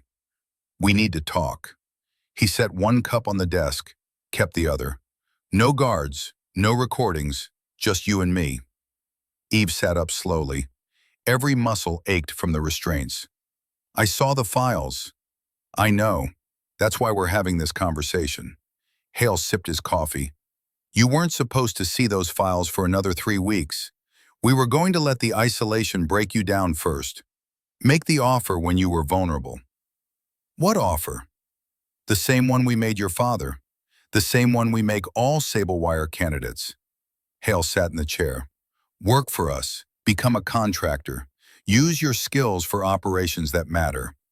You mean illegal operations? I mean operations that keep America safe when politicians get squeamish. Operations that don't exist on paper, but save lives in reality. Hale leaned forward. You're good at what you do, Captain. ISR, reconnaissance, staying alive when everyone else dies. Those skills are valuable. I'm not interested. Then you're interested in spending 20 years in Leavenworth? Because that's the alternative. We have evidence that you transmitted classified information to hostile forces. We have testimony from interrogators that you've shown signs of psychological compromise. We have everything we need to convict you. It's all fabricated. Doesn't matter. It'll hold up in court. And by the time your appeals run out, you'll be 60 years old and unemployable. Hale set down his coffee. Or you can sign a piece of paper, take a new identity, and start making real money doing what you're already trained for. Eve stared at him. You killed my team to get to me. We created an opportunity. They had choices. They made the wrong ones. And if I refuse your offer? Then Colonel Walker's family has an accident. Your mother, living in Florida, right, has a medical emergency. Your old college roommate gets audited by the IRS and loses everything. Hale's voice was matter-of-fact. We have leverage on everyone you've ever cared about, Captain. Refusing doesn't just hurt you, it hurts them. Eve felt the trap closing. Why me? Because you're exactly what we need, skilled, loyal, and just damaged enough to be moldable. Hale pulled out a document, contract, signature line at the bottom. Sign this, agree to 6 years of contract work, and all of this goes away. The investigation, the charges, the threats. You disappear from official records and reappear as someone new. I become a ghost. You become free. Eve looked at the contract. 6 years. That was half a career, half a life. What happens if I sign and then refuse to do the work? Then people you love start dying, one by one, until you cooperate or there's no one left to threaten. Hale slid the pen across the desk. I need an answer by tomorrow morning. Think about it. He stood, moved to the door. Hale, he turned. Did my father really have a choice? Hale's expression softened slightly. No, neither do you. The choice is an illusion, but it helps people sleep at night if they think they made a decision. The door closed. Eve sat in the silence and stared at the contract. Her father had refused and died. Walker was about to refuse, and he'd probably die too. But if she signed, if she became what they wanted, maybe she could find a way to destroy them from inside. Or maybe she'd just become another victim, another ghost in their machine. She picked up the pen, then set it down. Not yet. She needed to see one more move first. Walker made it back to the facility gate at 0200 hours. This time the guards didn't check credentials. They arrested him. 4 MPs, weapons drawn, forced him to the ground, cuffed him, read him his rights. Colonel James Walker, you're under arrest for espionage, unauthorized access to classified systems, and conspiracy to commit treason. They dragged him inside, down into the bunker, not to a conference room this time, to a cell. They threw him inside, removed the cuffs, locked the door. Walker sat on the cot and waited. 30 minutes later, Hale appeared. "You're an idiot, Colonel." Walker said nothing. "I gave you a way out, offered you safety, and you came back." Hale shook his head. "Why?" "Because someone has to stop you." "No one's stopping anything. I have congressional oversight, DOD approval, presidential authority for black operations." Hale pulled out his tablet. "And now I have you on video accepting money from a foreign intelligence asset, passing him classified information, meeting with him multiple times. That video is fabricated." "Prove it." "Oh wait, you can't, because you'll be in prison." Hale showed him the screen. News article, dated tomorrow. "Retired DIA colonel arrested in espionage plot." You've already written the story. The story writes itself. Disgraced officer, mounting debt, approached by foreign agents. Classic recruitment profile. Hale turned off the tablet. "Your daughter will be questioned. Your grandson will grow up knowing his grandfather was a traitor. Your pension will be stripped. Everything you built, gone." Walker's voice was steady. "Worth it if it saves Eve." "It won't save her. She's signing the contract tomorrow morning, becoming exactly what we need her to be." "She won't sign." "She will, because I'm going to tell her that you're already dead, that refusing my offer got you executed, and that she's next unless she cooperates." Hale moved to the door. "Your sacrifice means nothing, Colonel, just like Bill Carter's meant nothing. The program continues. The work continues. All you've done is destroyed your family for no reason." The door started to close. Walker spoke quietly. "I sent everything to Senator Klein. Every document, every transaction, every name in SABLE WIRE. If I don't check in by 0800, he releases it to the press." Hale froze. "You're bluffing." "Am I?" Walker met his eyes. "You have 7 hours to decide. Let Eve and me walk out of here, or the whole program burns." Hale's expression didn't change, but something shifted in his eyes. Calculation. "Even if that's true, and I don't think it is, Senator Klein is on the Intelligence Committee. He's read into half the programs I run. He's not going to burn his own career to save a disgraced colonel. Klein's daughter died in the Benghazi attack. He's been looking for a way to expose Black Ops corruption ever since." Walker leaned back. "I gave him that way, and he'll take it." The door closed. Walker sat alone and realized he just played his last card. Either Klein would come through, or Walker had doomed them all. He thought about Eve, one floor below, facing the same impossible choice, and he hoped she was stronger than he'd been. Eve heard the commotion at 0430 hours, shouting, running footsteps, alarm klaxons that hadn't sounded since she'd arrived. Her cell door remained locked. She pressed her ear against it, listened, guards communicating over radios. Something about a security breach, unauthorized access, multiple hostiles. Multiple hostiles. In a facility that didn't officially exist. Eve's mind raced. Either this was a real attack, or Hale was staging something. Either way, chaos meant opportunity. The lights flickered, once, twice, then died completely.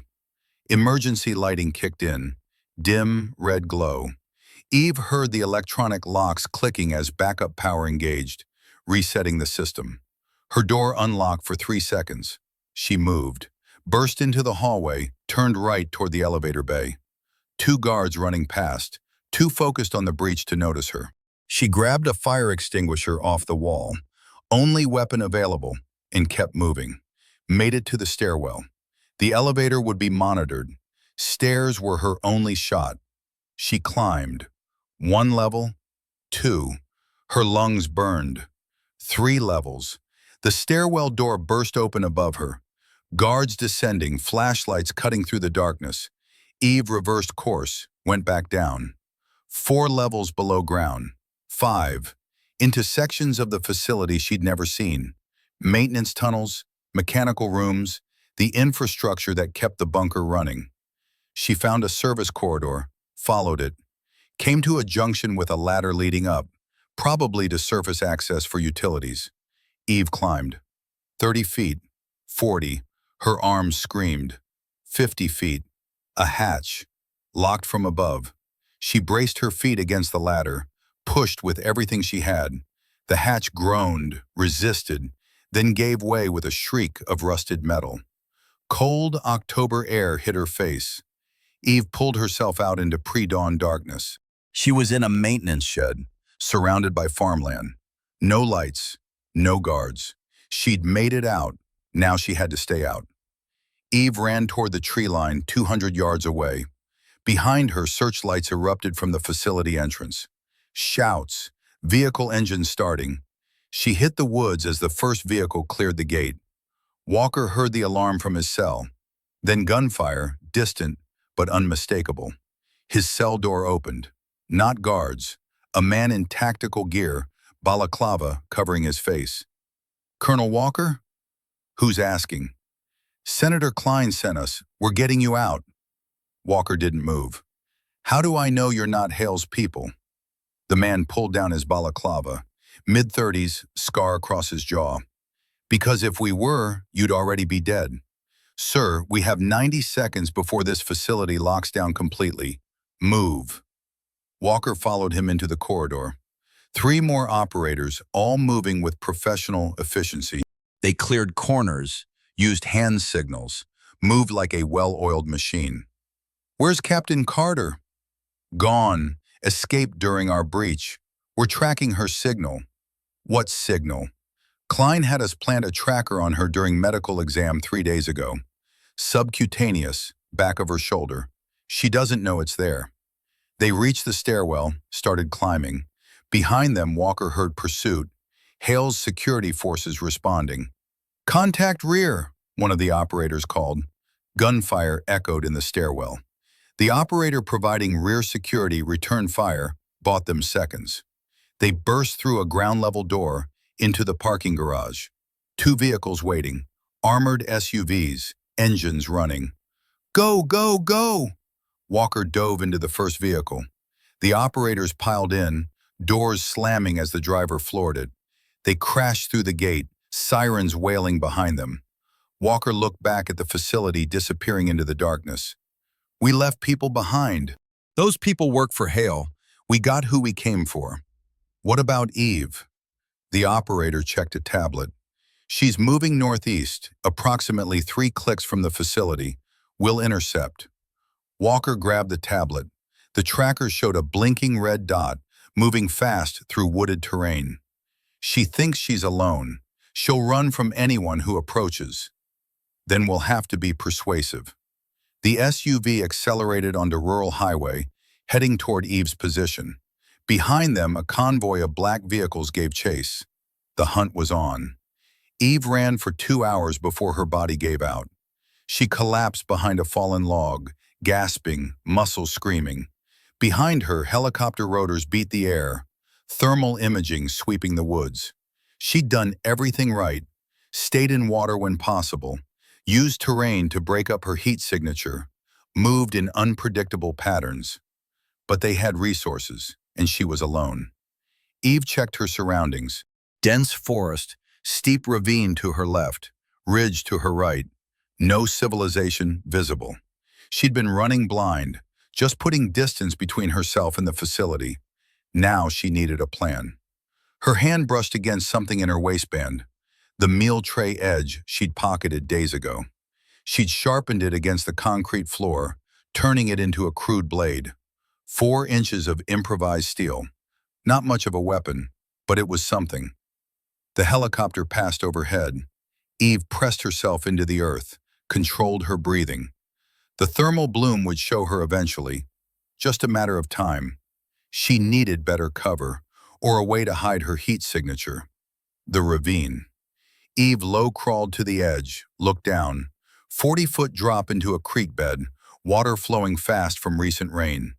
Cold water, cold enough to mask thermal. No time to debate.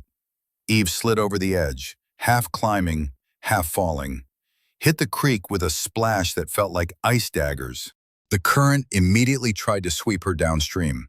She fought it, wedged herself between two rocks, submerged to her neck.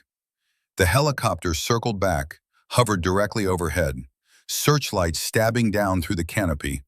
Eve held her breath, went under, counted to 30, 40, 50, surfaced slowly, just her face above water. The helicopter moved on, searching further downstream. Eve waited 10 minutes, shivering violently, before pulling herself out. Hypothermia would kill her as surely as a bullet. She needed shelter, fire, warmth. She needed help. But everyone who might help her was either dead, imprisoned, or working for Hale. Eve started moving again, following the creek downstream. Civilization had to be somewhere. A road, a house, something. 30 minutes later she found it. A hunting cabin, old but maintained. No lights, no vehicles. Eve circled it twice, watching for signs of occupancy. Nothing. She forced the back door with her makeshift blade, slipped inside. The cabin was sparse. 2 rooms, wood stove, old furniture. But it was dry, indefensible. Eve found matches, started a fire, stripped off her wet clothes, wrapped herself in a dusty blanket. And for the first time in days, she let herself think beyond survival. Hale had SABLE wire files, evidence of the program. If she could get those files to someone outside his control, press, Congress, anyone, she could expose him. But she'd need proof, real proof, not just her word against his. Walker had mentioned Senator Klein. If Walker had sent the files to Klein, a vehicle engine cut through the silence. Eve killed the fire, moved to the window. 2 black SUVs pulling up to the cabin. She'd been found. Eve grabbed her sharpened tray edge, positioned herself behind the door. If they were coming for her, she'd make them work for it. The cabin door didn't open. Instead, a voice called from outside. "Captain Carter, my name is Colonel Marcus Reed, U.S. Army Special Operations. Senator Klein sent us to extract you." Eve didn't move. "Prove it." "Colonel Walker is with us. He wants to talk to you." Eve's heart jumped. "Walker's dead.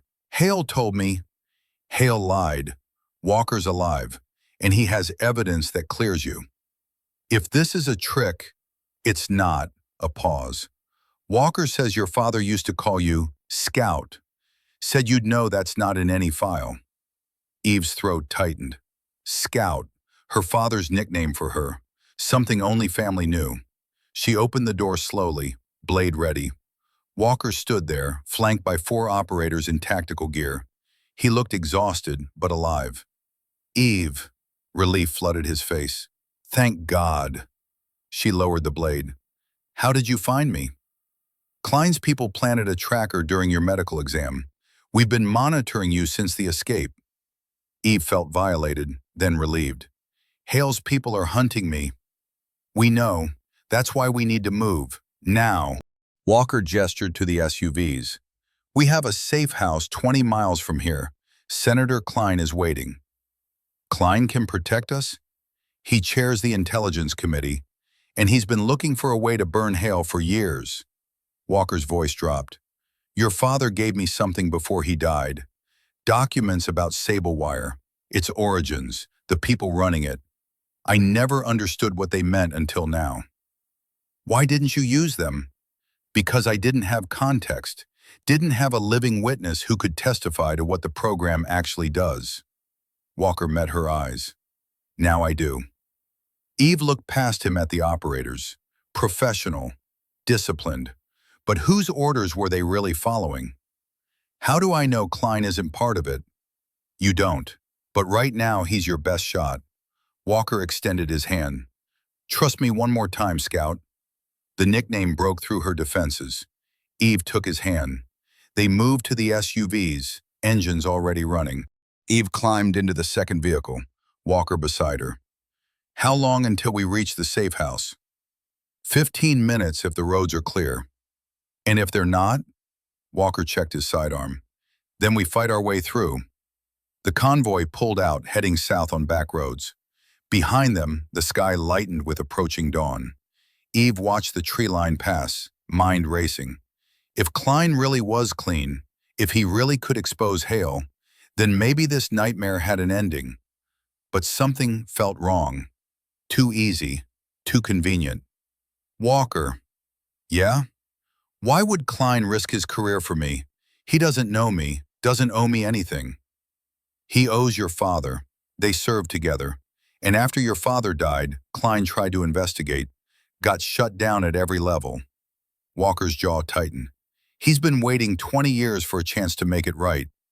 The lead SUV's brake lights flared. The driver spoke urgently. Roadblock ahead, 3 vehicles, armed personnel. Walker leaned forward. Can we go around? Negative. They're blocking both lanes and the shoulder. Eve's stomach dropped. It's a trap. Maybe. Walker grabbed his radio. All units, weapons ready. Prepare to breach. The convoy slowed, 50 yards from the roadblock. 40. 30. Men in tactical gear stepped into view. Not military, not police. Private contractors. Hale's people. Walker keyed the radio. Ramming speed, punch through. The lead SUV accelerated. The contractors opened fire. Rounds hammered the armored glass. Spiderweb cracks appeared but held. The SUV hit the roadblock at 40 miles per hour, sent one vehicle spinning, forced a gap. Eve's vehicle followed, fishtailing through the opening. Behind them, the contractors gave chase. Contact rear, one of the operators shouted. Rounds punched through the back window. The operator returned fire, controlled bursts. Eve grabbed a spare rifle from the footwell, checked the chamber. Full magazine. Captain, stay down. I'm not a passenger. Eve rolled down her window, leaned out, acquired targets. She fired 3-round bursts at the pursuing vehicles. Tires exploded. One SUV swerved, crashed into a ditch. 2 more kept coming. The convoy raced down the rural highway, speedometer pushing 90. Trees blurred past. How far to the safe house? 6 miles. Another vehicle appeared ahead, blocking the road. Ambush front, the driver shouted. They were boxed in. Walker grabbed the radio. All units prepare to dismount and fight. The convoy skidded to a stop. Eve and Walker bailed out, using the vehicles as cover. Klein's operators formed a perimeter, returning fire. 30 seconds of chaos, bullets everywhere. Then, a voice boomed over a megaphone. Cease fire! Cease fire! The shooting stopped. Deputy Director Marcus Hale stepped out from behind the roadblock, hands visible, unarmed. Captain Carter, Colonel Walker, this doesn't have to end in bloodshed. Walker aimed his rifle. You tried to kill us. I tried to contain you. There's a difference. Hale moved closer, slow and deliberate. But I'm willing to negotiate. We're done negotiating. Are you? Because Senator Klein just received a very interesting phone call. Hale pulled out his phone, tapped it. A voice played over speaker. Senator Klein, this is the Attorney General. We've received credible intelligence that Colonel James Walker is working with foreign intelligence services. If you're harboring him, you're committing a felony. Stand down immediately. Walker's face went pale. The Attorney General, Hale said calmly, appointed by the President, acting on intelligence that I provided. He pocketed the phone. Klein can't protect you. No one can. You're designated domestic terrorist as of 30 minutes ago. Eve felt the trap snap shut. You control everyone. I control the narrative, and the narrative says you're traitors. Hale looked at the Klein operators. Your men know this. They're following illegal orders. But they can still walk away. All of you can. One of the operators lowered his rifle, then another. Walker's voice was desperate. Don't listen to him. He's lying. I'm telling the truth. Check your phones. Check the news. Hale gestured. It's already breaking. Retired intelligence officer and disgraced captain flee custody, kill federal agents. Eve pulled out the phone Klein's people had given her. News alerts flooding the screen. Her photo. Walker's photo. The word terrorist in bold. It's all fake, she whispered. Fake, but convincing. And in 12 hours, no one will remember the difference. Hale moved closer. Last offer. Come with me. Submit to custody. And I'll make sure the story shifts. Captured alive after tense standoff. You'll be imprisoned, not executed. Or, Walker asked, or my people kill all of you, and the story becomes terrorists killed in shootout. Either way, Sable Wire continues. The program survives. Hale's voice softened. But I'd prefer you alive. You're both too valuable to waste. Eve looked at Walker, saw the defeat in his eyes. They'd lost. Hale controlled the story, controlled the evidence, controlled the system. Fighting back just meant dying. Eve lowered her rifle. Good choice, Captain. Hale gestured to his contractors. Secure them. The contractors moved forward. Eve's mind raced. There had to be a play, something Hale hadn't anticipated. Then she remembered. The tracker. Klein's people had planted a tracker on her, which meant Klein knew exactly where she was, which meant helicopter rotors, coming in fast and low. Not Hale's. Wrong profile, wrong sound. Hale's head snapped up. What? The helicopter crested the tree line. Not military, news station markings. Camera visible in the open door. Broadcasting live. Hale's face went white. Shoot it down! Sir, that's a civilian aircraft. I gave you an order. But it was too late. The helicopter circled, camera capturing everything. The roadblock, the armed contractors, Eve and Walker in handcuffs, and most importantly, Hale giving orders to kill civilians. Eve started laughing. You're done. Hale rounded on her. This changes nothing.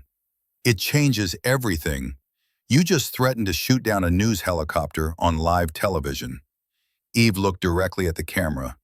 America, meet Deputy Director Marcus Hale, the man running an illegal program called SABLE WIRE, the man who killed my team to recruit me, the man who's been manufacturing terrorists to justify his own existence. Hale lunged for her, but Klein's operators grabbed him first. You're under arrest, Colonel Reed said, for conspiracy, murder, and treason. You have no authority. Senator Klein just issued a warrant, signed by a federal judge 30 minutes ago. Reed smiled. We've been waiting for you to incriminate yourself on camera. Thank you for cooperating. Hale's expression crumbled. This won't stick. I have protection at the highest levels. Had protection, Reed corrected. Past tense. Klein's already briefing the president. By the time you reach processing, half your co-conspirators will be turning on you to save themselves. Hale looked at Eve. You think you've won? I think you're finished. Programs like Sable Wire don't die. They just get renamed, reorganized. Someone else will run it. Hale smiled. And they'll come for you eventually. Let them. Eve's voice was steel. I'm not hiding anymore. Reed hauled Hale toward a vehicle. Other agents were rounding up the contractors, reading rights, documenting evidence. Walker moved beside Eve. It's over. Is it? For now. He looked up at the news helicopter still circling. Tomorrow's going to be a circus. Good. Let them ask questions. Let them dig. Eve watched Hale being loaded into a prisoner transport. My father tried to expose this. He died before anyone would listen. At least now, they have to listen. Walker put a hand on her shoulder. He'd be proud of you, Scout. Eve felt tears sting her eyes. I hope so. 6 hours later, Eve sat in a nondescript office building in Arlington. Senator Klein's private office, heavy wood furniture and photographs of deployments past. Klein himself was late 60s, gray hair, eyes that had seen too much. He gestured for Eve to sit. Captain Carter, I'm sorry we're meeting under these circumstances. You knew my father. I did. Bill Carter was one of the finest soldiers I ever served with. Klein pulled out a file. He tried to warn me about SABLE WIRE in 1993. I didn't listen. Thought he was chasing ghosts. You know better now. I do, and it cost him his life. Cost you your team. Klein opened the file. Hale is in custody. 7 of his co-conspirators are cooperating. The Attorney General has opened a criminal investigation into SABLE WIRE going back 30 years. What happens to me? That depends, Klein leaned back. The official story, the one that exonerates you, requires some creative editing. You were never accused of treason. You were targeted by a rogue program. You're a victim, not a suspect. That's not true. It's true enough, and it's the story that protects you. Klein's voice dropped. But here's the reality. The military will clear you of all charges, restore your rank, offer you a promotion and a desk job. But half the intelligence community will know the real story. They'll know you exposed SABLE WIRE, made powerful people look incompetent, ended careers. Klein met her eyes. You'll never be trusted again. Every assignment will be scrutinized, every report questioned. You'll spend your career fighting suspicion. Eve felt something heavy settle in her chest. What's my alternative? Walk away. Medical retirement. PTSD diagnosis. You'll receive full benefits, but you'll never wear the uniform again. That's not a choice. No, it's a consequence. Klein pulled out another document. Or there's a third option. Off the books. I'm listening. I'm forming a new oversight committee, specifically to monitor programs like SABLE WIRE. Make sure they never happen again. Klein slid the document across. I need people who've seen the corruption from inside. People who can't be bought or intimidated. You want me to be a watchdog? I want you to make sure your team's death meant something. Klein's voice was quiet. Bill Carter died trying to expose SABLE WIRE. You finished his work. Now finish his mission. Make sure it never happens to anyone else. Eve picked up the document. Contract. 6-year term. No military rank. No uniform. Just a job hunting monsters. She thought about her father, about her team, about everyone who'd been chewed up by programs like SABLE WIRE. She signed, When do I start? Tomorrow. First assignment, find everyone else in the SABLE WIRE candidate pool. There are 43 others like you. Some know they were targeted, most don't. And after we find them, we offer them the same choice you had. Expose the truth, or stay silent and let it happen again. Eve stood. I'll find them. I know you will. Klein extended his hand. Welcome to the real fight, Captain. It doesn't end, but at least now you know who the enemy is. Eve shook his hand, then walked out of the office into a life that would never be simple again. But at least it would be hers. 3 months later, Eve stood at Arlington National Cemetery, Section 60, Row 18, her father's grave. She knelt, placed a hand on the headstone. I finished it, Dad. The thing you started. SABLE WIRE is dead. Hale's in prison. The program's exposed. A breeze rustled the leaves. October again. Full circle. Walker says you would have been proud. I hope he's right. I hope it was worth it. Footsteps behind her. Walker, carrying 2 cups of coffee. Thought you might be here. Eve stood, took 1 cup. You following me, Colonel? Someone has to keep you out of trouble. Walker gestured at the headstone. I come here sometimes, talk to him, tell him about you. What do you tell him? That his daughter is just as stubborn as he was, just as brave, just as willing to sacrifice everything for what's right. Walker sipped his coffee. He'd approve. They stood in silence, watching the sun set over the rows of white markers. Klein has a new assignment, Eve said finally. Former SABLE WIRE candidate in Seattle. Marine, decorated, no idea she was being groomed. When do we leave? Tomorrow morning, Walker nodded. Then we better get moving. Sun's going down. They walked through the cemetery, past rows of fallen soldiers. Each one a story, each one a sacrifice. Eve thought about her team. Ramirez, Hayes, Mitchell, Torres, Donovan. They hadn't died for nothing. Their deaths had exposed a cancer in the system, saved 43 others from the same fate. It wasn't justice, but it was something. As they reached the gates, Eve looked back one last time. "Goodbye, Dad." The wind carried her words away, and for the first time in months, Eve Carter felt something close to peace. She was no longer a suspect, no longer a victim. She was a ghost, but not the kind Hale had wanted to create. She was the ghost that hunted monsters, and there were plenty of monsters left to find. Epilogue, 6 months later. The hearing room was packed. Senators, press, survivors of operations gone wrong. Eve sat at the witness table, microphone in front of her, cameras recording everything. Senator Klein leaned forward. "Captain Carter, for the record, can you describe what SABLE WIRE was designed to do?" Eve looked directly at the camera. SABLE WIRE was a program designed to compromise military personnel through manufactured crises, create situations where good soldiers look like traitors, then offer them a choice: work for private contractors conducting illegal operations, or be destroyed. "And you were one of these targets?" "Yes, sir." "Your testimony has already led to 17 arrests, including Deputy Director Hale. But you've said there are more. How many more?" Eve pulled out a file.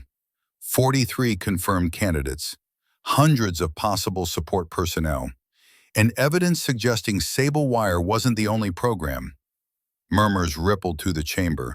"What are you saying, Captain?" "I'm saying SABLE WIRE was one branch of a larger tree, and if we want to kill the tree, we need to dig deeper." Klein nodded slowly. "Then we keep digging. Thank you, Captain." The hearing adjourned. Eve walked out to a swarm of reporters, cameras, questions shouted from every direction. Walker was waiting by the exit. "You just painted a target on your back." "I know. They'll come for you. Everyone you just exposed." "Let them." Eve pushed through the crowd. "I spent months running from shadows. I'm done running." "What are you going to do instead?" Eve smiled. "Hunt them first." They stepped into the sunlight, into a world that finally knew the truth. It wasn't perfect. Justice was incomplete. Enemies remained hidden. But for the first time since that C-17 landed at Andrews, Eve Carter was free. Not because she'd been cleared, because she'd chosen to fight back. And she wasn't done fighting. Not by a long shot.